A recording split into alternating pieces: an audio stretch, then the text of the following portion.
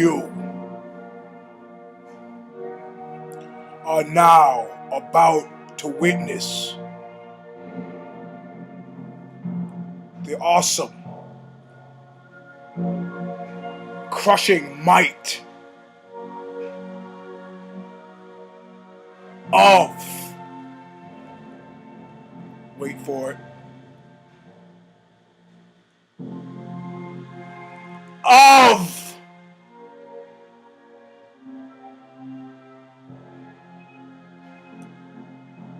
Knuckle Up!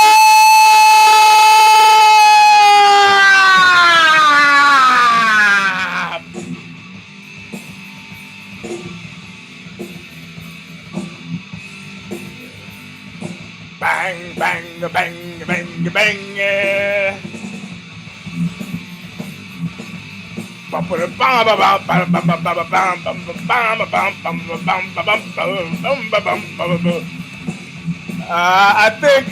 think I got my act together. Make a dome your home if you can afford it, my friends.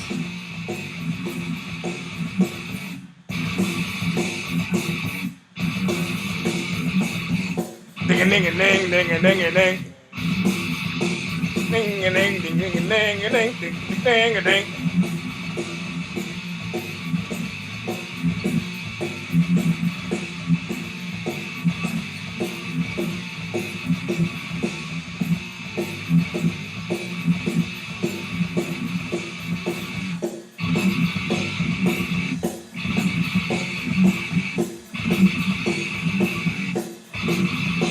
I'm not doing any talking. I'm not doing any talking until the music stops. It's been so long since I've heard this. Everything broke. The iPod, the music, the tape, the computer. I hate it.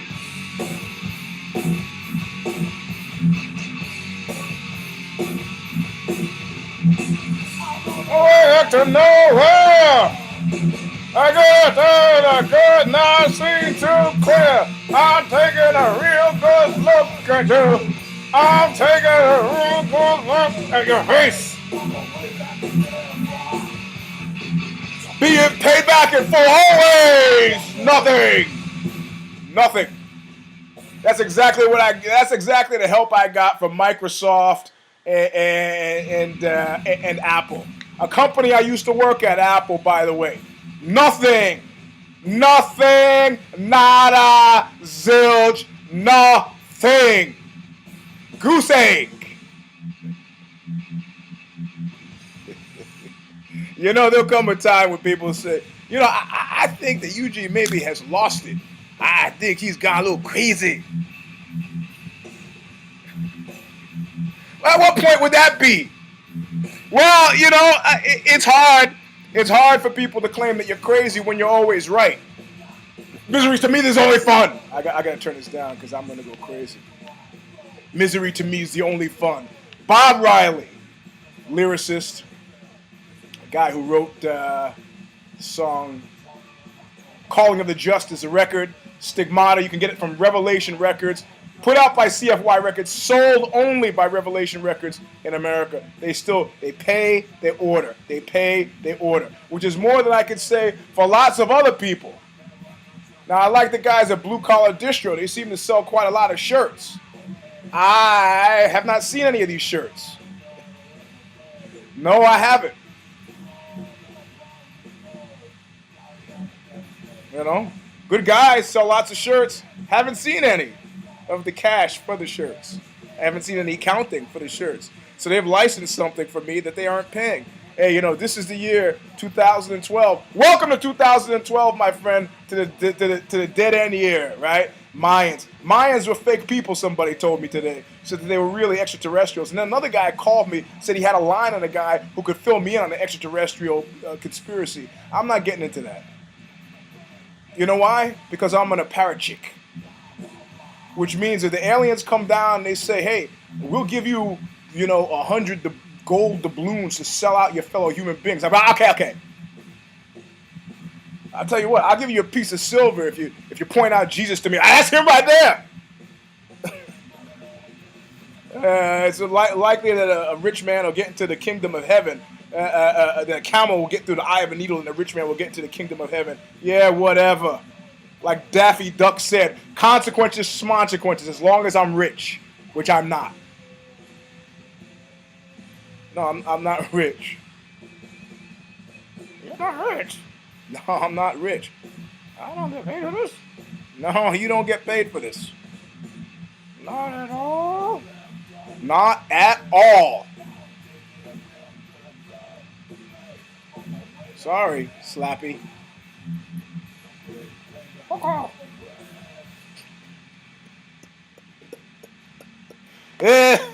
Anyway, no explanation. No explanation needed as to why I'm shirtless in front of a Christmas wreath.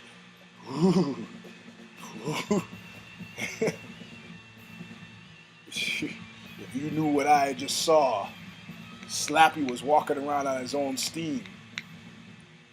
Popeye, get away from him. The dog doesn't like my new friend. Anyway, so it is nice to start 2012 with the feeling, the grand feeling of rectitude, where I can look at you all dead in the face, straight in the eyes. Dead in the eyes and say, I told you so. Told you so. In regards to what? Brock Lesnar. And, you know, Brock Lesnar, you know, I've been down on Brock Lesnar in the past, but let me tell you something about Brock Lesnar. Brock Lesnar's a man. You know? He is a man, and he did what a man should do. You know, why do I hate Michael Bisping? Because Michael Bisping is not a man. Bisping is not a man at all. When he won that lopsided decision to what's his face? The deaf dude, Matt Hamill, he should have said, you know, I respectfully decline to take this as a win. I didn't beat that guy. And Matt Fury once told me, so you'd be an idiot for doing that. It's not your. Are you a judge? Have you suddenly become a judge? No, I'm the guy in the fight. Did you see yourself fighting? No, I was just fighting. And at the end of it, you felt that was a justifiable decision. Michael Bisping thinks it's a justifiable decision. It's ignorance or arrogance.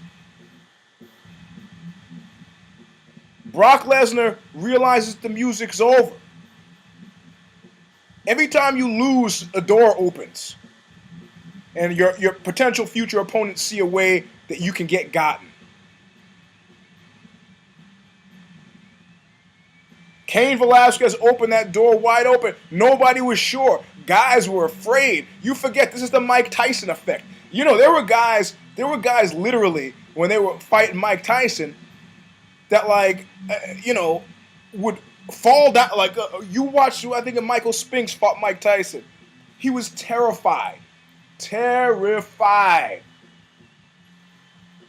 It wasn't until Buster Douglas. What if Buster Douglas had some personal tragedy, like his mother died or his father died or something, and he was at fearless. He was like, hey, this is just another guy with boxing gloves. Look at it, the dog is afraid of the chair. You're a jumpy fellow. He's behind you. Popeye is behind you.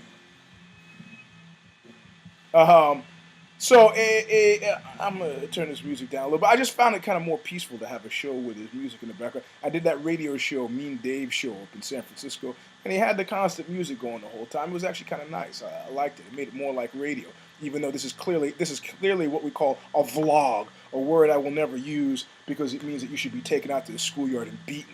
I don't even like the word blog, much less vlog. Video log, captain's log. James Tiberius Kirk. It's a shame that I even know that. So the door opens each bit a little time. Each little time a bit. Whatever. People get to peek in. And what Cain Velasquez, they were afraid of Brock Lesnar. You look at it, you know who this chafes more than anybody else? No, that was a question. I could ask you. Who?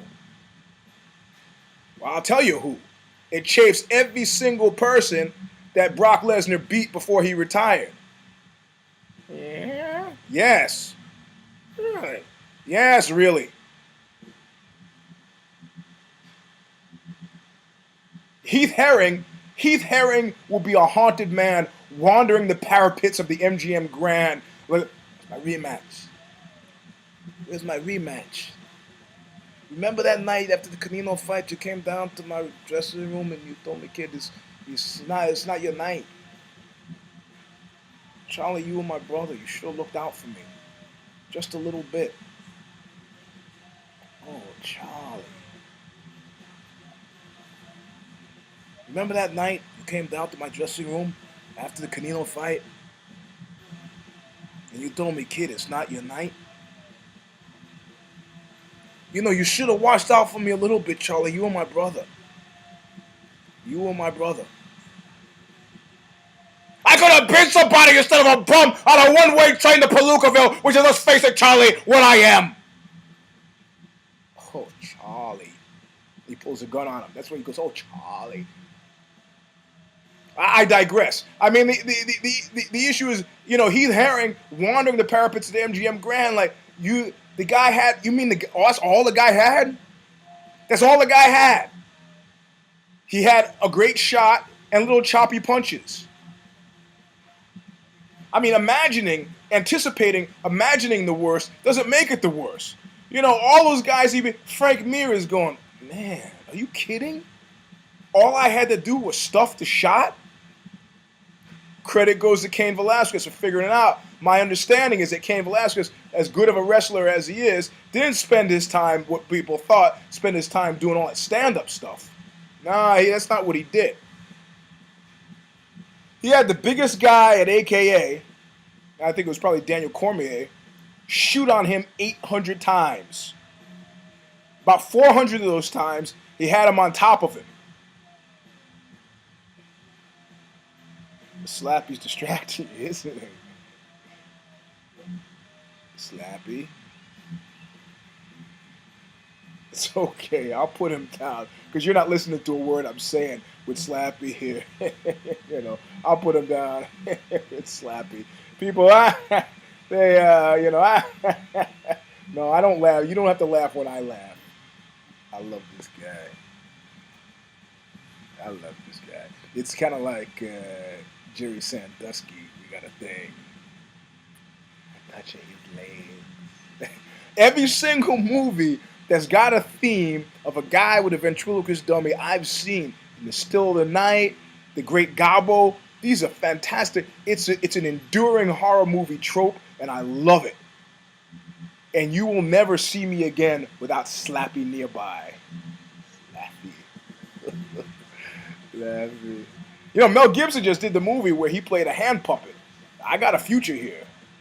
Okay, here, you sit here. You stay away from him. How do you like the fact that Slappy has fooled the dog? Popeye knows. Keeps his eye on him. So anyway, all right, so Heath Herring, Frank Mir, who else did Lesnar beat? What other poor, unfortunate members of the Lost Battalion are there wandering around going, oh, what? How can I live this down? You know, it's like those guys, there are always those guys who I've beaten competitions who follow me around after the competition trying to refight the fight. It's like you lost, man. I tapped you out. I outpointed you. Frank Mir.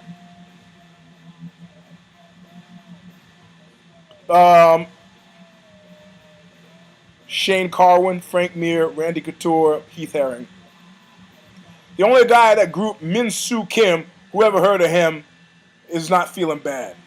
He's like, hey, I'm famous. I'm the first guy he beat. All those other guys, Heath Herring, Randy Couture probably doesn't care too much. Shane Carwin, haunted. Heath Herring and Shane Carwin, haunted men.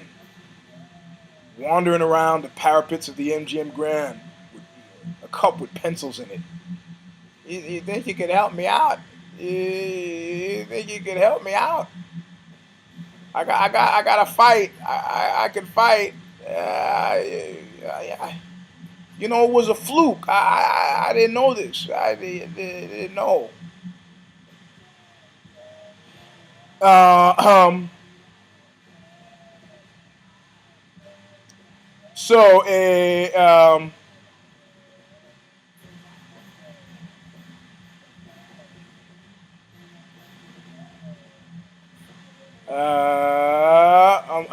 I'm sorry. I'm digressing because, of course, all these emails are open in the background. People are emailing me.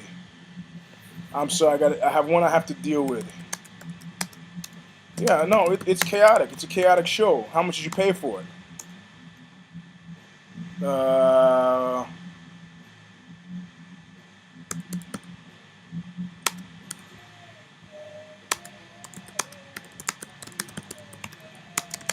Sorry. Yeah, I can pause it. What would that prove? Um,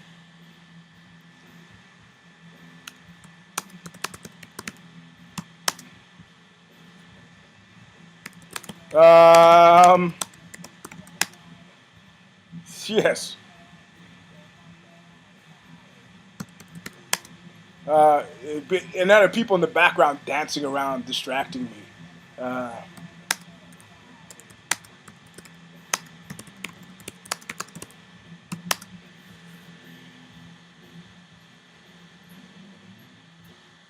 okay, so these guys are wandering around, broken men. You know, I'm guessing they're broken men. I haven't seen them, but you don't want to get known as that guy. But it doesn't matter because let me tell you something. Let me tell you something. This thing that Lesnar did, was actually pretty stupendous. And you said Dana White said I literally felt sick afterward. He didn't know he was going to do it. He's got fights left on his contract, but he's like, where am I going to go? I like to see people like the line says, I'm taking a real good look. I'm taking a real good look at your face. I like when people take a look at their own face to face with your own face. It sounds like a Morrissey song. Where am I going to go? Everybody, the guy who holds the belt is Junior Dos Santos, a striker. The guy who just beat me is a striker who's got my number. I can't fight Cain Velasquez. He already beat me. So I'm going to stick around here and be, a doorman for some other heavyweights. You're better off taking the money that you make off of me and spending it trying to develop some 265-pound talent because I can't be your boy forever. And I could say that again and again and again for everybody. How do you, when you have fights now, 4 fights a weekend, how do you create a situation where people are building an emotional connection to these fighters? And let me tell you something, the TV show is not doing it. Not anymore.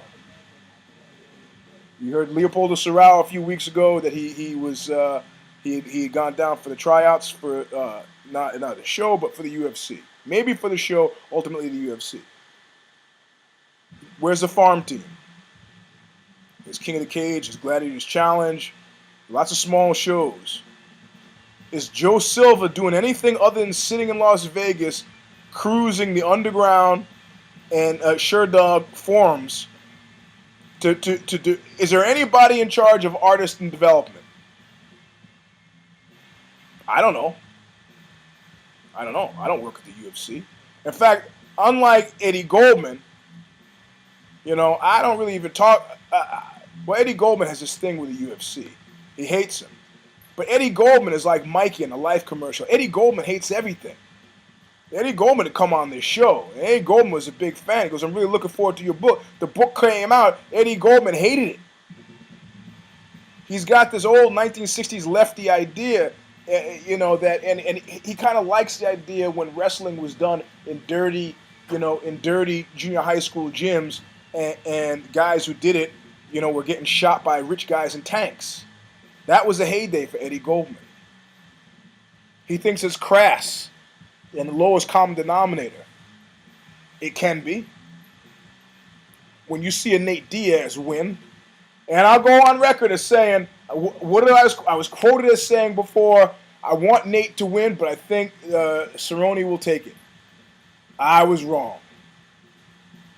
I also said something a few weeks ago that I said about Gil Melendez versus George Masvidal. I said I would tell you, since they were both friends and Knuckle Up, I don't want to tilt the hand depending on how it goes. I thought Gil was going to lose that. I told you I'd tell you the truth. I don't care. Whatever. I thought, you know what they call me now? My friend Damian Norkabosh? OBG. Not ODB, OBG. Old black guy. Maybe if I slept a little bit more. So, OBG. OBGYN. Yeah, try that. There's got the making of a nickname in there. So,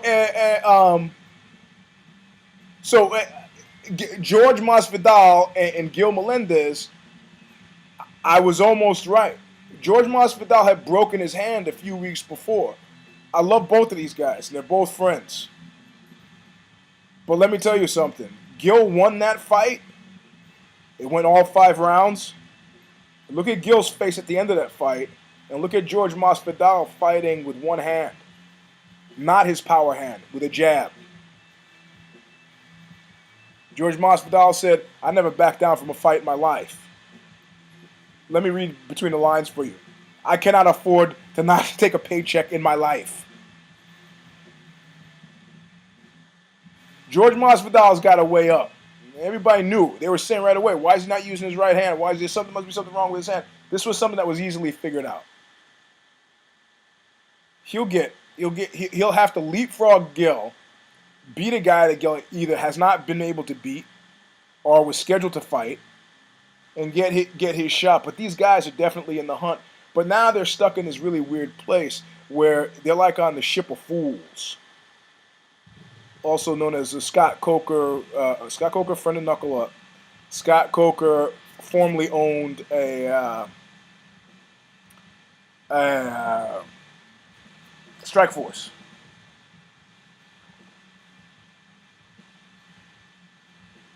You know, like they brought over the guys they wanted, that they needed, and now they've got to keep some guys at Strike Force just to keep the kind of lights on, just to say, hey, you know, we're still a real fight organization over here. Is anybody over here? We still got a real fight organization over here. You know, you should have kept Pride. Pride should have been kept as the international division of the UFC. Change it to UFC International. Or have it just be Pride, AFC, NFC. Mix them together. And Strike Force could have been like NCAA or college hoops, you know. I don't know. I don't know what to tell you. I'm not on the business end of things. I'm not making deals. But I do know Dana White was quoted as saying, I'm not saying he looked that way, not like when Anderson Silva beat Rich Franklin, the guy that they put the great Jim Carrey-esque hope.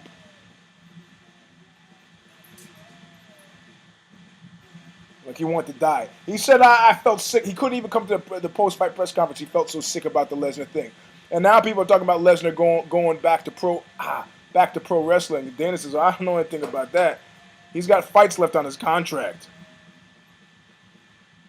So maybe Vince McMahon will give the big payout, get some legitimacy, having had a real fake fighter. And I'm still mystified. I used to like pro wrestling, like back in the 70s, being that I'm an OBG. You know, Pork Chop and Chief J. Strongbow, the Claw, Baron Von Raschke. But these guys actually knew wrestling moves, you know. I mean, Lou Thez is a guy who I interviewed a long time ago, one of the original Rippers. They used to call them Rippers, you know, catch wrestler guys. They actually knew stuff, you know, because you had to know the stuff. You know, I mean, these guys now doing triple flips off the top rope, and that looks nice to the people, but it won't actually get a guy to tap. So, I mean, I see Anderson Silva and people do that off the top of the cage afterward, but a high-risk move in my mind. I don't I'm not jumping any higher than my knees. Unless I have to jump a fence. And I don't really run. I'll run to keep in shape. Anyway, I digress. So George Masvidal did lose, but game bred. But it was a gamey a gamey fist that screwed him up. But congrats to what's happening here. Congrats to Gil Melendez for his win. Gil Melendez friend of Knuckle Up. Question is, when are they going to make some room for him with Frankie? I think Gil matches up nicely. I think Gil matches up better with a Frankie Edgar than he does. But Frankie Edgar is elusive and doesn't really engage, So they'll both have their hands. So maybe you should give those guys 10 rounds, traditional boxing style. So these are the fights. Let's recap where we spent the last 26 minutes. Brock Lesnar, man. Left at the right time with total disregard for financial incentive. A place I often find myself. Except I don't leave at the right time, and I'm motivated by total financial incentive. But other than that, we're perfectly the same. Except I don't have a terrible tattoo on my chest. Whatever. Okay. ALISTAIR Overeem. That's not, he's kind of the forgotten man on all this. He is the winner. Overeem now faces Junior Dos Santos. Junior Dos Santos goes, I'm putting my faith in my boxing. And this is the thing. This is where I've been. This is a true UFC old style matchup. Because I've often wondered, if I want to work on my striking, should I put my time into Muay Thai? Well, I got all my any kick I'm going to be doing that I got from 8 years in karate. I'm cool with all that. But do Muay Thai guys have decent hands? I know they have the elbows. Do they have decent hands? If you took a straight Muay Thai guy against a boxer and eliminated kicks, how would that straight Muay Thai guy do?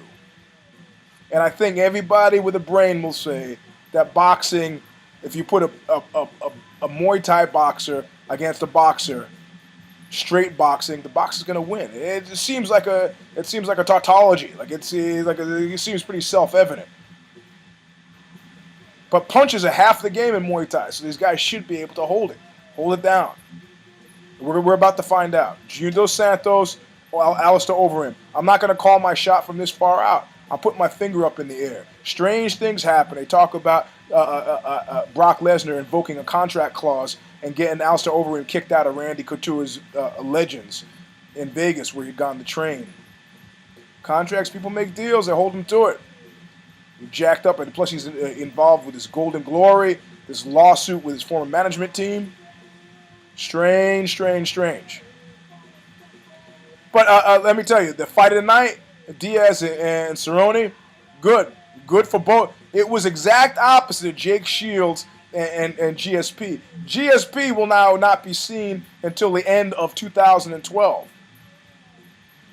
Which means Nick Diaz, who fights Carlos Condit, will beat Carlos Condit and then will be the interim title holder.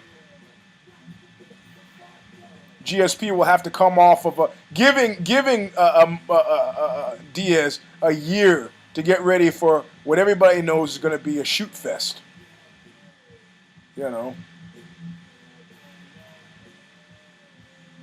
mean, Jake is probably not as good a wrestler as who's on Nick's team. Is probably not as good a wrestler as GSP, but he's good enough for Nick to work out a solution to this shot.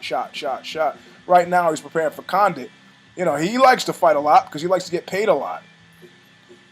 I think he and John Bones Jones both fought 5 times in 2011. It's crazy. It is actually crazy. Last time I fought was November. I had a fight coming up. I have a fight coming up soon. I'm not ready for it. I tried doing a push-up today and still could only get 3. So I still have slight nerve damage on my left side. Even though I'm fighting, I feel like I'm 80% there. and I don't feel really tingling in my fingers.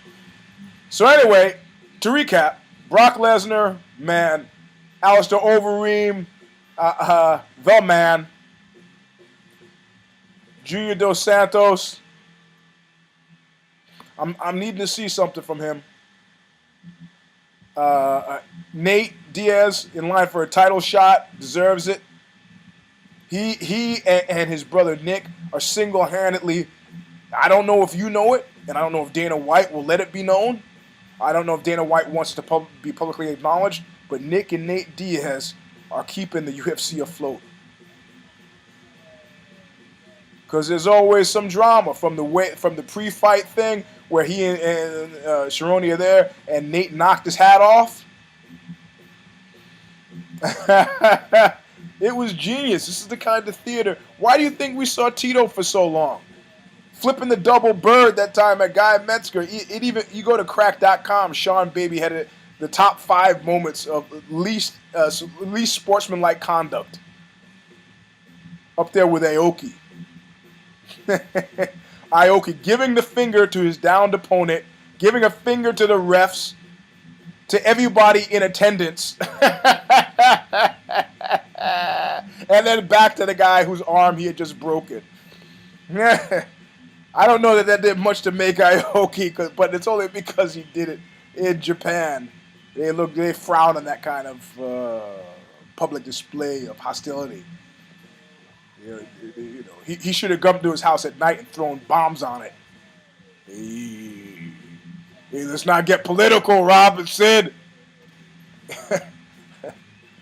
The Germans take a lot of grief over World War II. The Japanese, they kind of skate because of the whole bomb thing. We got to drop the bombers. I know a guy who lost a big contract over there, got into a fight. Got into a fight. Not a real fight. He was about to sign this big deal with this company. He's like, and our Japanese friends, and one of the Japanese guys had a little bit to drink, and he said, I'd like to thank you all for,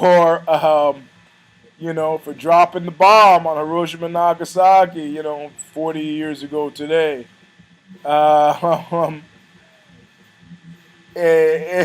he said, and then one of the other guys in the group said, you know what? I'd like to talk about Pearl Harbor.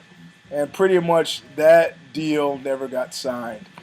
People don't let this stuff go. They don't, I just watched a movie last night, The Wave. It was great. It was, I'm not going to tip my hand. Just watch it. You need to watch these movies without tipping your hand as to what they are. They unfold for you in a completely different way.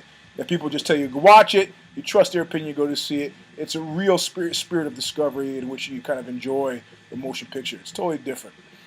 So anyway, where are we now? So the fights that just happened, excuse me, I think I might be coming down a little bit of a cold. But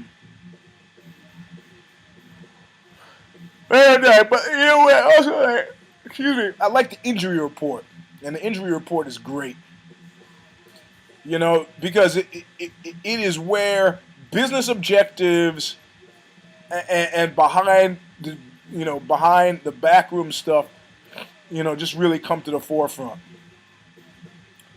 And okay, let's go down the list. UFC 141.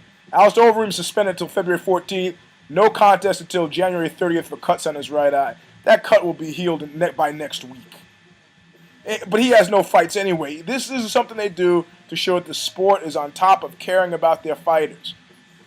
They've given them all health care, so must-have abdominal injury cleared by doctor or no contest until June 28th. That's Brock Lesnar. He's retired, so it's immaterial, but, who knows about this retirement? Nate Diaz has got something. Until he sees an ophthalmologist, he's out until June 28th for a scratch on his eye. I mean, look, fighting is, you got a lot of guys cut on the right eyebrow, cut on the right cheek, left foot contusion, cut on left eye. Guy can't fight for this. Manny Gamburian is hurt. The guy spends a lot of time hurt, and again, his shoulder. But the best part, too, is, of course, looking at who got paid. That's my other favorite thing to do. Big winners of the night in terms of who got paid. But not fight of the night. But the interesting thing is now, look, Johnny Hendricks, his beating of Jon Fitch. There's something kind of interesting, compelling, and that's that AKA for the first time has nobody sitting at the top of the pile. Interesting things will start to happen. No Cain Velasquez, no Josh Koscheck, no Jon Fitch, no Trevor Prangley, no Herschel Walker, and you haven't seen hide nor hair him, Dave Camarillo split off, did his own thing. He didn't walk. Javier Mendez did not walk into the ring with Jon Fitch. Bob Cook was there. Dave Camarillo was there. Has there been a scissor? I don't know. I do not know. It bears being researched. But it'll be interesting to see. It's been a long, good run. And guys like Koscheck are still pretty vital, but they still haven't gotten by GSP. And now GSP is not around to be gotten by. It could reinvigorate that division, or it could put a pall over it. Where Josh Koscheck just becomes the guy who never beat GSP. Interesting time. So what do we have coming up? Because I've been talking about 40 minutes. I'm getting tired. It's time to eat. It's late in the day now. The light's a little bit different. I turned on every available light here. This is what you got. So, they're going into like this really stony guitar solo here. This is Mike Maney, the guitar player. He works at a tattoo. I think he works at Jimmy Gestapo's tattoo parlor on the Lower East Side now. A place I keep meaning to go in so I can get my NYHC tattoo. That's right. You got to be in it to win it, baby. Not everybody can get that. In other words, the guys who get it have to know you. Otherwise, you can't get it. You can't get it. I walk into Jimmy Gestapo's place. He's now going by his original name. He's no longer going by Jimmy Gestapo. We go into Jimmy Gestapo's place and go give me my NYHC tattoo. There's no question. Eugene from Whipping Boy was there on the Lower East Side. 1981. You get your chasing guys through the streets. Lower East Side, beating their heads in. You get your tattoo. So Mike Maney, who just played that stony guitar solo, which you didn't hear because I talked all over it. Anyway, all right. So coming up, you have an interesting time. Okay, Team Sorrel has moved 144 South Wisman, Mountain View, California. Also going to have King Mo Lowell train there for his upcoming fight. 7 days a week, which is why I'm now training 7 days a week. I could be twice a day. Sometimes when I go over to Stanford, 9 times a week. I got to wait for the arm. People are now hailing Lesnar as making the right decision after all the guys in the forum were calling him a loser. A loser. Luke Rockhold, I like this guy. Luke Rockhold gets no respect at AKA, but I think Luke Rockhold, what they tried to do with Rich Franklin, I think they could do with Luke Rockhold. But they won't do it. I don't know why. Maybe it's some character issue I don't know about. Anyway, fight coming up this weekend. There are none. I guess I'll be joining that group of fellows hanging around. No, I was wrong. There is a fight. There's a Strikeforce fight the 7th. Saturday the 7th. Hard Rock Hotel, Las Vegas. James Terry, friend of Knuckle Up, is fighting. Don't know the guy he's fighting. This is not Strikeforce Challengers. This is at the Hard Rock, so it's not a big show. But it's being headlined by Luke Rockhold versus Keith Jardine. Robbie Lawler's fighting. Mo Lawler's fighting Lorenz Larkin. Tyrone Woodley You know what these guys are fighting? Tarek Safadine fighting Tyler Stinson. You know what these guys are fighting? John Vellante, who I know. These guys are not fighting to beat their opponents. These guys are fighting to get the hell out of Strikeforce. That's what they're doing. This is where the prospects are making themselves known. I think that Luke Rockhold's got to win this in impressive fashion, or he's stuck forever in the purgatory that will be Strikeforce. Sorry, boys. The bus is leaving. The bus is leaving. And you ain't on it. So anyway, that's what's coming up this weekend. What channel is it on? Strikeforce, is it on? Strikeforce is at Showtime, CBS. That was the most pathetic thing. Gus, whatever his name was, when Caesar Gracie's fight team was beating up Jason Mayhem Miller. Just on Strikeforce on CBS. Where is it? Where is the vibe? We know where it is. What's it on? I don't know. You're going to have to look it up. I am of no help to you on this. Keith Jardine, the Dean of Mean. It's Showtime. It's Showtime, which I don't have anyway, not having a TV, which I'm happy about not having a TV. So, let's see.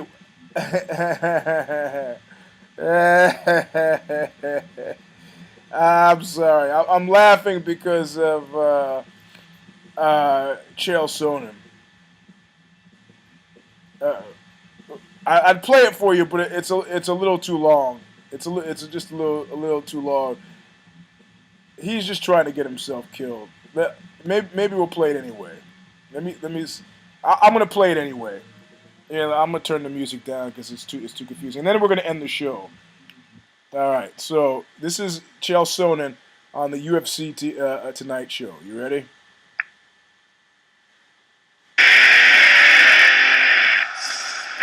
It's called Chael's Corner. The holiday seasons have come to an end, and I can tell you, I didn't ask for anything for myself this year, but I certainly hope a few of my UFC counterparts got what they needed.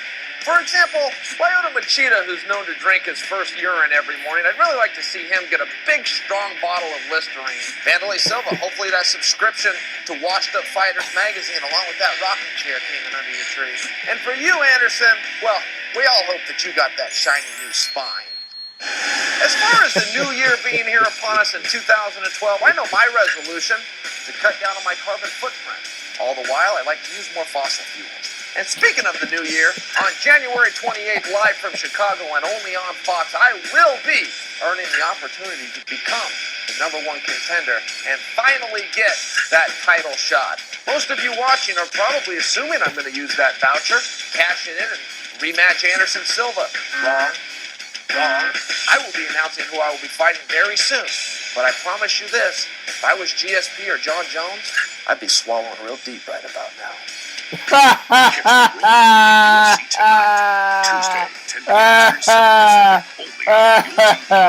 All right, Chael, he needs to lose weight rather than gain weight because if Chael thinks he's gonna walk in there and beat Jon Jones, let's look at the top flight wrestlers at Jon Jones. Arizona State NCAA standout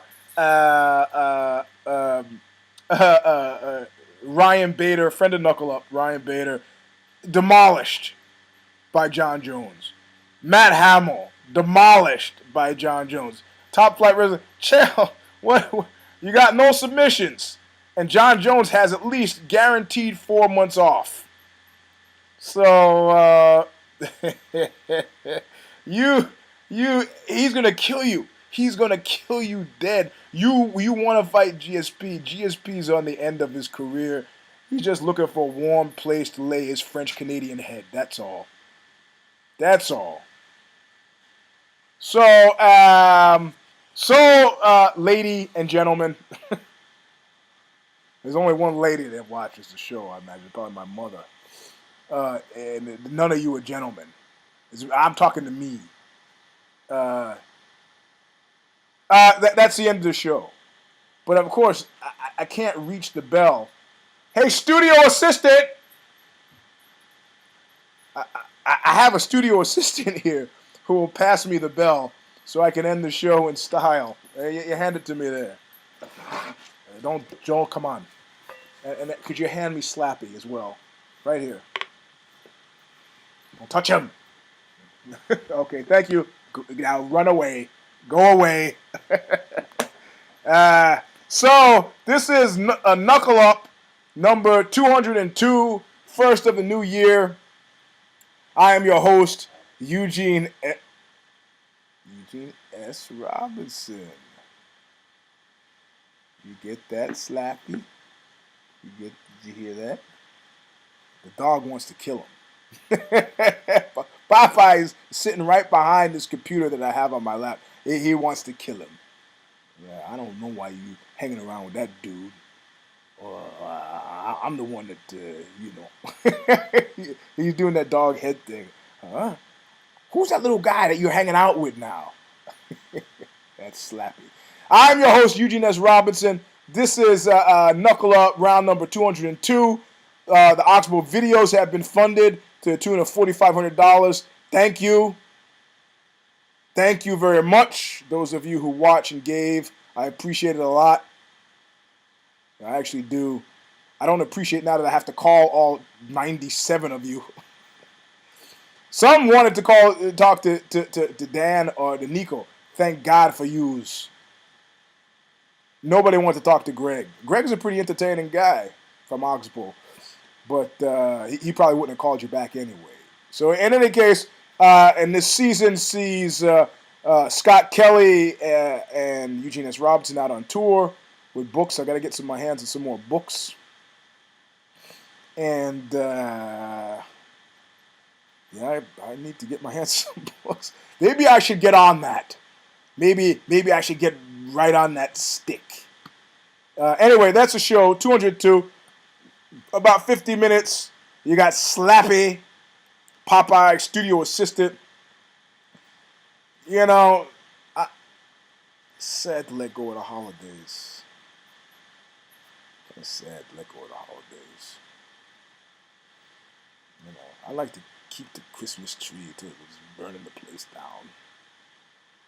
Why don't I have a shirt on? Because I got special cream lotion on my body. Some KY stuff. I don't know what it is. It's supposed to be for the Malassezia fur. Anyway, we got the fight Saturday. Luke Rockhold. These are guys desperate to stay relevant. I'm not going to call any of these fights. James Terry is a friend of Knuckle Up. A few guys who are friends of Knuckle Up are on it. I'm not going to call any of these fights because this is something different. These guys are fighting. If you can watch it on Showtime on Saturday, these are guys who are fighting for for relevancy. Relevancy. As they know, they all know, if I do not win this fight, I'm stuck forever in Strikeforce, which is a dead man's land. So there you go. It'll be an interesting fight of guys who are really compelled to fight. So I'm your host, EUGENE S. Robinson. This is round 202 of Knuckle Up. Thanks for showing up. I can't really figure out how to do this without putting out my left ear. So let's see or breaking the computer again. Here, how about that? Or hurting Slappy. So that's round number 202. I'm your host, EUGENE S. Robinson, once again for the 18th time. We'll see you next week if I don't get bored or die first. Later. Yeah.